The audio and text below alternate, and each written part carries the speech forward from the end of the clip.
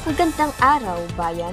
Ako ang inyong tagapagpahayag, Irish Flosa, at itong ating mapakikinggan ngayong araw.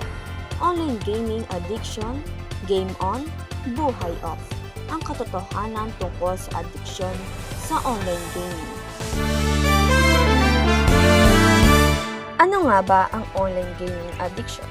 Ang addiction sa online gaming ay isang kondisyon kung saan ang isang tao ay naging labis na nakatali sa paglalaro ng mga online game na nakakaapekto sa kanilang pang-araw-araw na buhay.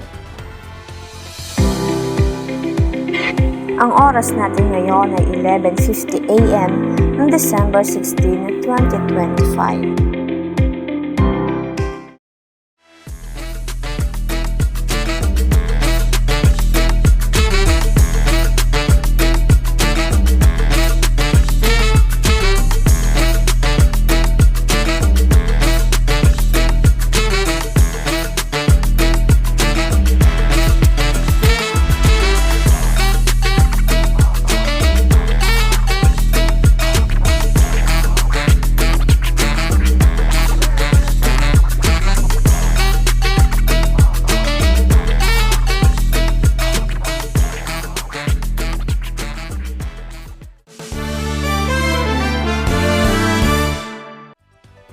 Tayo ay magbabalik sa ating balita ngayong araw.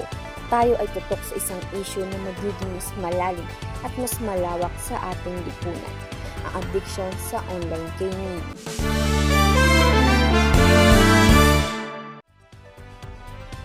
Ating talakayin ang mga sintomas at mga epekto ng addiction na ito, pati na rin ang mga paraan upang makabangon muli dito.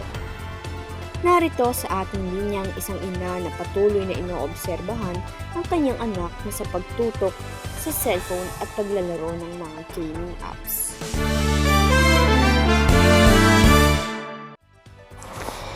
Nakakaranas ka ba ng mga problema sa iyong anak dahil sa kanyang paglalaro ng online game? Opo, talagang nakakaranas ako ng problema. Pati po yung mga kapatid dahil unang-una, hindi na siya nagpo-focus, nakapokus lang siya sa paglalaro sa cellphone. Minsan hindi mo na, pag tinatawag siya, hindi agad-agad siya nagre-response dahil nasa dalas ng paggamit ng kanyang cellphone at panonood sa cellphone. Yun po yung problema sa aking anak. So, nakita po natin yung kanyang naging response sa paggamit ng phone sa kanyang paglalaro o panonood. And paano nyo po or sa kanyang ganoong kilos, ano yung mga pagbabago na nakita nyo simula nung siya ay gumamit ng mga online game na mobile phones, and kailan po ito nagsimula? Ayun, ang napansin namin, ang pagbabago, hindi na siya nakakakain ng maayos. Talagang mas maraming oras sa paghawak ng cellphone kaysa sa maraming pagkain. At nakakabahala ko talaga. At yun, simula nun naglaro siya ng online game na yun lang yung naobserbahan ko at naobserbahan ng mga kapatid na hindi na siya ganun kaganang kumain ng pagkain niya, at yun yung pagbabago na nakita at naobserbahan namin sa kanyang paggamit ng cellphone at online game. Yun po, talagang nakita natin yung mga pagbabago sa ating mga anak. And as a parent, ano po yung paraan nyo? Ano po yung pamamaraan na ginagawa mo upang matulungan po ang iyong anak na makontrol yung kanyang paglalaro or panonood po sa mobile phones po nila? Ayun, sa ngayon, nililimitahan na namin, at katuwang ang kanyang mga kapatid, nililimitahan na namin siya sa paggamit ng phone.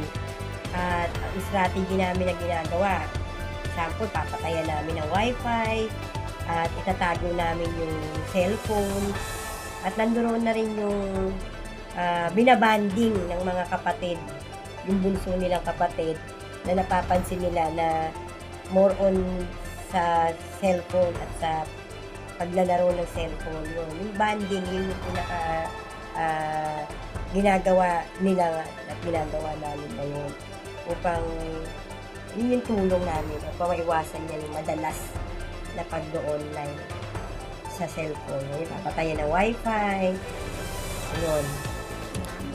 Talaga pong nakaka-apekto po talaga sa isang bata, sa mga kabataan, yung paggamit ng mobile phones po na yan, lalo na yung mga online games.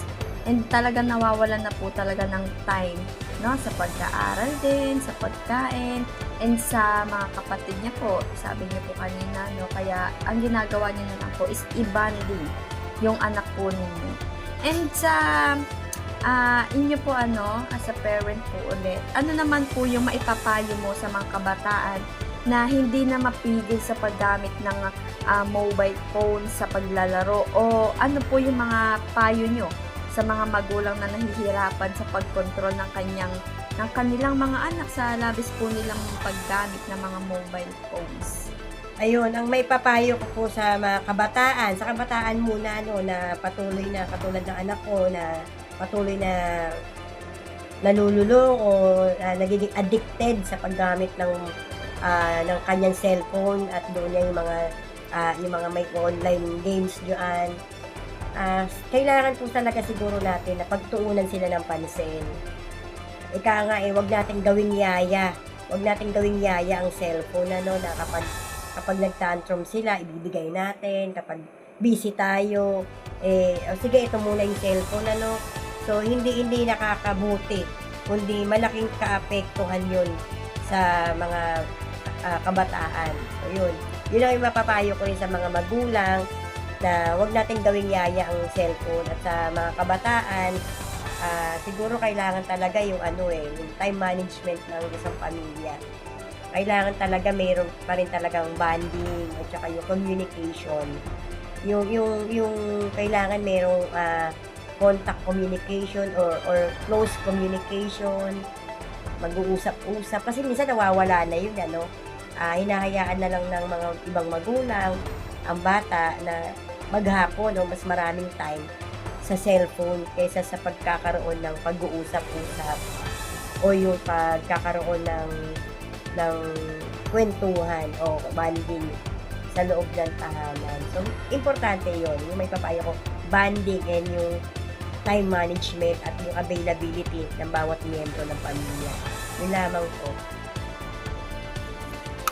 Maraming salamat, Mrs. Jenny Pancho, sa pagpapahayag ng iyong karanasan at obserbasyon sa iyong tahanan na nagmumula sa iyong anak. Ang pagbangon mula sa adiksyon sa online gaming ay nangangailangan ng tulong at suporta mula sa mga mahal sa buhay at mga profesional. Ang mga paraan upang makabangon ay kinabibilangan ng paghanap ng mga alternatibong libangan, pagtatakda ng mga limitasyon, at paghanap ng tulong sa mga propesyon. Sa wakas, mga kaibigan, napatunayan natin na ang addiction sa online gaming ay isang malubhang kondisyon. Ngunit may pag-asa na makabangon mula dito. Kung ikaw o ang isang taong mahal mo ay nakakaranas ng mga sintomas ng adiksyon sa online gaming, humingi ng tulong at suporta. Maraming salamat sa ating panauhin kay Mrs. Jenny Pancho sa pagbabahagi ng kanyang kaalaman sa atin. Hanggang sa muli!